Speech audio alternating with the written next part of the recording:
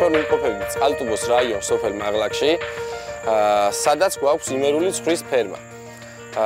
იმერული ცხვარი მოგეხსენებათ გადაშენების პირასაა და რატომღაც მოგვინდა ჩვენ ესე ოჯახის წევრებს, ბიძას და ბიძაშვილს, რომ გაგვეკეთებია იმერული ცხვრის ფერმა. გქონდა ეგ იდეა, მაგრამ რატომღაც რაღაც დროის მონაკვეთზე გაჩერებულები ვიყავით სახსრების არ ქონის გამო.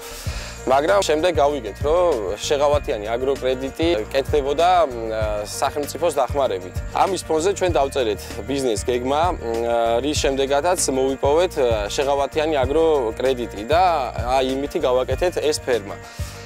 ჩვენ იმერული ცხვარი ჩამოვიყვანეთ საჩხერე ჭიათურის რაიონიდან, იქაც ძალიან ცოტა არის, სულ რამოდენიმე ოჯახს ყავდა და იქაც ძალიან გაგვიჭირდა ამ ცხვრის შეძენა.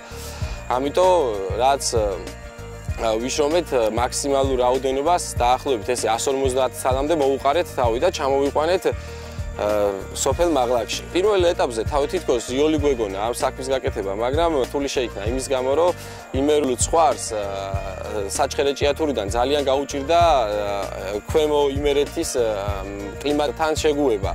აქ იყო სხვადასხვა დაავადებები, რის გამოც თითქმის მთელი 1 წლის განმავლობაში 24 საათი ცხვართან ვატარებდით. 1 წლის შემდეგ უკვე მოძლიერდა, შეეგუა ქვემო იმერეთის კლიმატს.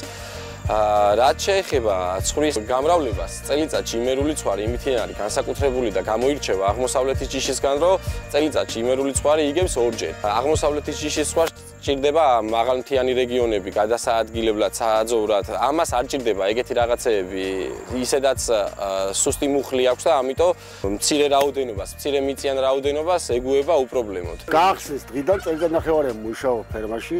ვარ წყებში, ყავს მეორე აბა წყებში კიდე გავყავს მიდორში ჩვენი იმერული ცხვარი არის, გავყავს მიდორში ვაძოვებთ და შეგვა ჩვენ იმას ტერიტორიას, ჩვენი ადგილმდებარეობას და ჩვეულებრივად ყველაფერი მიდის ნორმალურად.